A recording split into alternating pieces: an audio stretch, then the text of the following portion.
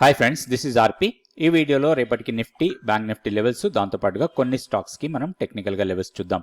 ఈరోజు నిఫ్టీ మంచి ర్యాలీ తీసుకుంది. 445 పాయింట్స్ పాజిటివ్గా క్లోజ్ అయింది. మన కీ లెవెల్ని కూడా బ్రేక్ చేసి దానికన్నా పైన క్లోజ్ అయింది. టెక్నికల్గా లెవెల్స్ చూసే ముందు ఒక్కసారి ఈరోజు జరిగిన మార్కెట్లో నిఫ్టీ 50 స్టాక్స్లో మ్యాక్సిమం స్టాక్స్ పాజిటివ్గా క్లోజ్ అయ్యాయి. అండ్ బ్రిటానియా, సన్ ఫార్మా ఈ రెండు స్టాక్స్ మాత్రం నెగిటివ్లో ఉంటే మిగిలిన స్టాక్స్ అన్నీ కూడా పాజిటివ్లో క్లోజ్ అయినాయి. టాప్ పర్ఫార్మర్ కింద తీసుకుంటే ఐషర్ మోటార్స్ 8.65% పెరిగింది. Bajaj Finserv, Bajaj finance, Maruti, Shriram finance, M&M, Grasim ఇవన్నీ కూడా పాజిటివ్లో క్లోజ్ అయ్యాయి. అయితే సెక్టోరియల్గా చూసినప్పుడు మనకి ఆటో సెక్టార్ బాగా పర్ఫామ్ చేసింది. 3.79% ఆటో సెక్టార్ పెరిగింది.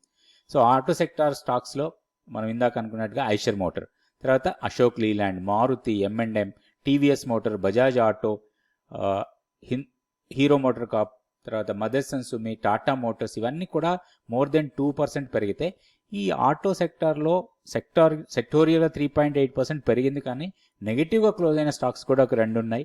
MRF, తర్వాత అపోలో టైర్, ఇవి రెండు కూడా కొంచెం నెగిటివ్గా క్లోజ్ అయ్యాయి. దాని తర్వాత సెక్టార్ చూస్తే మనకి ఐటీ, నిఫ్టీ ఐటీ కూడా బాగా పెరిగింది. ఈరోజు ఆల్మోస్ట్ నిఫ్టీ ఐటీలో ఉన్న స్టాక్స్ అన్నీ కూడా పాజిటివ్గానే క్లోజ్ అయ్యాయి.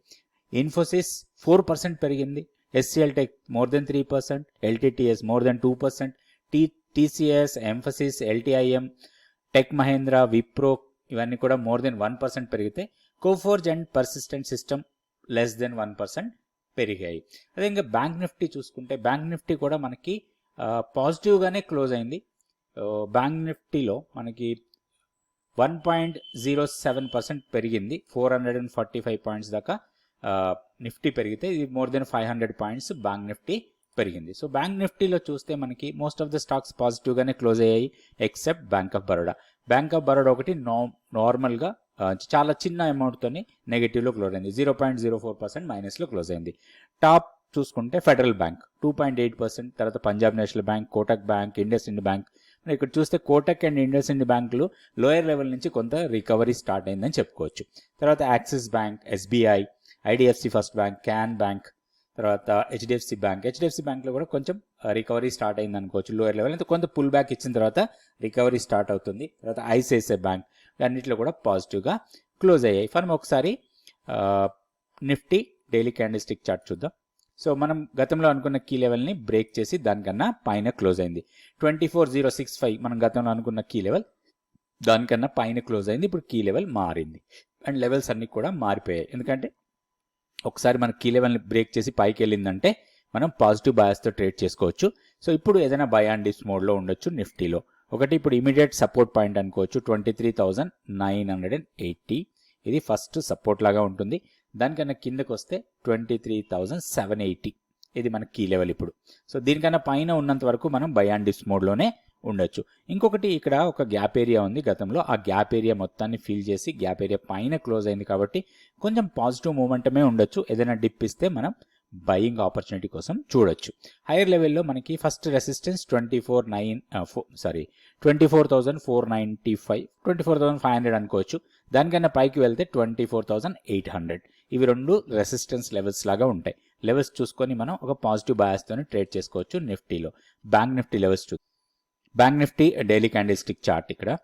సో ఈరోజు బ్యాంక్ నిఫ్టీ కూడా మంచి మూమెంటమే చూసాం. స్ట్రాంగ్ మూమెంటం లాస్ట్ 3 డేస్ నుంచి కొంచెం పాజిటివ్గానే క్లోజ్ అవుతూ ఉంది ప్రతిరోజు. ఈ రేంజ్ బ్రేక్అవుట్ మాత్రం కాలేదు. ఎందుకంటే మనకి 51,780, ఆ తర్వాత డౌన్ సైడ్ మనకి 50,500. ఈ రేంజ్లో ఎక్కువ రోజులు ట్రేడ్ అవుతూ ఉంది. మనం నిన్న వీడియోలో కొనుక్కున్నాం. ఈ రేంజ్ చాలా ఇంపార్టెంట్ రేంజ్, మనం రేంజ్ బ్రేక్అవుట్ కోసం చూడాలని. సో ఒక్కటి మనం ఇప్పుడు చూడాల్సింది 51,890.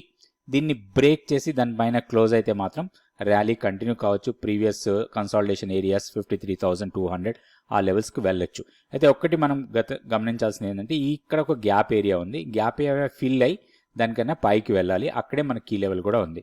సో లెవెల్స్ చూసుకొని దీంట్లో కూడా మనం ట్రేడ్ చేసుకోవచ్చు. అయితే ఇక్కడ ఉన్న లెవెల్స్ ప్రకారం 51,330 ఫస్ట్ సపోర్ట్ లాగా ఉంటుంది. దాన్ని బ్రేక్ చేస్తే 51,060. ఇవి రెండు సపోర్ట్ లెవెల్స్ లాగా ఉంటాయి. లెవెల్స్ చూసి ట్రేడ్ చేసుకోవచ్చు బ్యాంక్ నిఫ్టీలో. ఇప్పుడు మనం స్టాక్ ఫ్యూచర్స్ యాక్టివిటీ చూద్దాం. స్టాక్ ఫ్యూచర్స్లో చూస్తే బ్రెడ్త్ చాలా పాజిటివ్గా ఉంది. ఎందుకంటే ఓవరాల్ మార్కెట్ పాజిటివ్ ఉన్నప్పుడు మార్కెట్ బ్రెడ్త్ కూడా చాలా వరకు పాజిటివ్గానే ఉంటుంది. ఇక్కడ చూస్తే లాంగ్ బిల్డప్లో 154 స్టాక్స్ ఉంటే షార్ట్ బిల్డప్ ఓన్లీ 31 స్టాక్స్ మాత్రమే ఉన్నాయి. లాంగ్ బిల్డప్లో చూసుకుంటే ఐషర్ మోటార్స్ టాప్లో ఉంది, ప్రైస్ బాగా పెరిగింది, దాంతోపాటు ఓపెన్ ఇంట్రెస్ట్ బాగా పెరిగింది. తర్వాత ఆర్బీఎల్ బ్యాంక్, ఐఆర్బీ ఇన్ఫ్రా, తర్వాత మారుతి, మనం నిన్న కూడా ఐఆర్బీ ఇన్ఫ్రా గురించి మాట్లాడాం.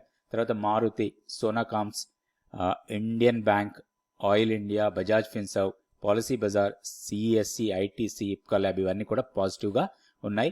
అండ్ ఓపెన్ ఇంట్రెస్ట్ పెరుగుతూ ప్రైస్ కూడా పెరిగిన స్టాక్స్ అవి.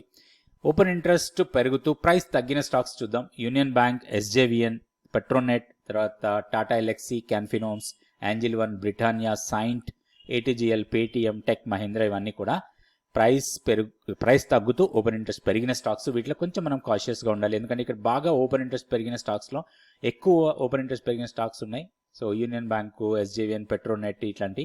సో వీటిలో మనం కొంచెం కాషియస్ అప్రోచ్లో ఉండాలి. అండ్ షార్ట్ కవరింగ్ జరుగుతున్న స్టాక్స్ కూడా చూద్దాం. షార్ట్ కవరింగ్ జరుగుతున్న స్టాక్స్లో మెయిన్గా బ్యాంక్స్ ఉన్నాయి రెండు, ఐసిఐసిఐ బ్యాంక్, తర్వాత హెచ్డిఎఫ్సి బ్యాంక్. వీటిలో కొంత షార్ట్ కవరింగ్ జరుగుతుంది. ఈ కొంచెం పాజిటివ్ మూమెంటంతో ట్రేడ్ చేయొచ్చు. అదేవిధంగా నిఫ్టీ కూడా షార్ట్ కవరింగ్ ర్యాలీనే ఈరోజు మొత్తం కూడా. ఇక్కడ కూడా చాలా షార్ట్ కవరింగ్ జరిగింది అనుకోవచ్చు, ఎందుకంటే 1.56% ప్రైస్ పెరిగింది, దాంతోపాటు ఓపెన్ ఇంట్రెస్ట్ 3% తగ్గింది. తర్వాత IndiaMART, SBI card, Oberoi realty వీటిలంతా కూడా కొంత షార్ట్ కవరింగ్ జరుగుతుంది. సో స్టాక్స్ని మనం సెలెక్ట్ చేసుకొని వాటిని టెక్నికల్ లెవెల్స్ పెట్టుకొని దాని ప్రకారం మనం ట్రేడ్స్ చేసుకోవచ్చు. ఇప్పుడు మనం కొంచెం మొమెంటమ్ స్టాక్స్ తీసుకొని వాటికి టెక్నికల్ లెవెల్స్ చూద్దాం రేపటి ట్రేడ్ ప్లాన్ కోసం. సో ప్రతిరోజు నేను 2 స్టాక్స్కి టెక్నికల్గా లెవెల్స్ చెప్తున్నాను. అదేవిధంగా Nifty, bank Nifty levels, key level ఏంటి, మూవింగ్ యావరేజ్ ఎక్కడ ఉన్నాయి, ఎందుకు ఇక్కడ రెసిస్టెన్స్ ఉండొచ్చు, ఎందుకు ఇక్కడ సపోర్ట్ తీసుకునే అవకాశం ఉంటుంది, ఇలాంటివన్నీ నేను ప్రతిరోజు వీడియోస్లో చెప్తున్నాను. సో ఇవన్నీ మీరు కూడా నేర్చుకోవచ్చు.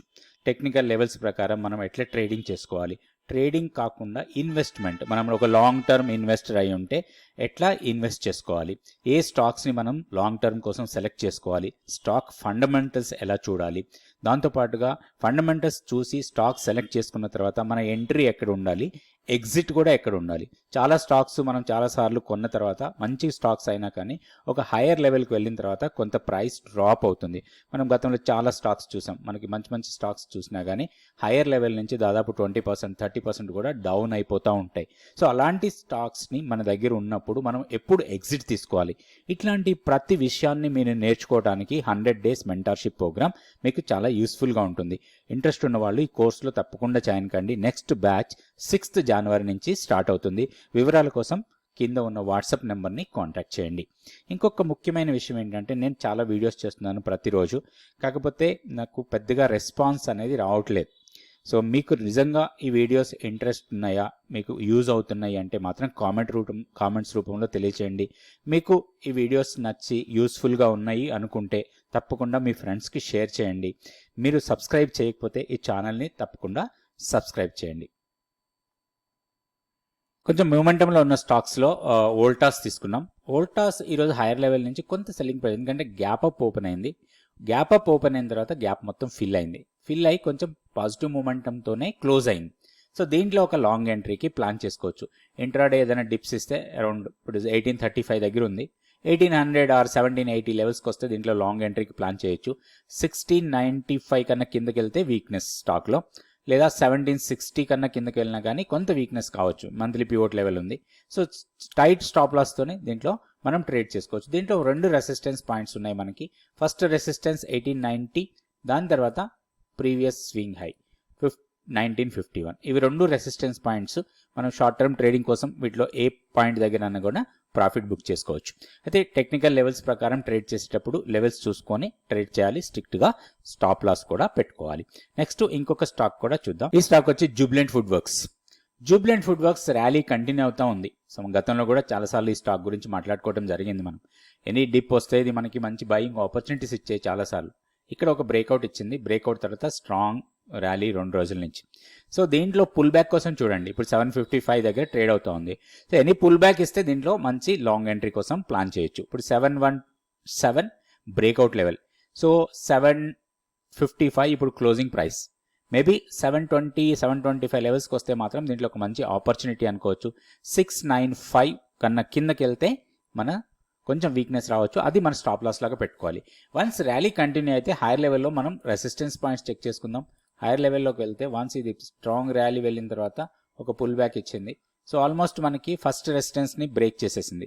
సో 800 వరకు వెళ్ళొచ్చు ఇది, ఎందుకంటే 801 దగ్గర 100% రీట్రేస్మెంట్ లెవెల్ ఉంది. సో ఈ లెవెల్ వరకు వెళ్ళడానికి ఎక్కువ అవకాశం ఉంది జూబ్లెంట్ ఫుడ్ వర్క్స్. పుల్ బ్యాక్లో బై చేస్తే మనకి స్టాప్ లాస్ చిన్నగా ఉంటుంది, లేకపోతే కొంచెం స్టాప్ లాస్ పెద్దగా ఉంటుంది.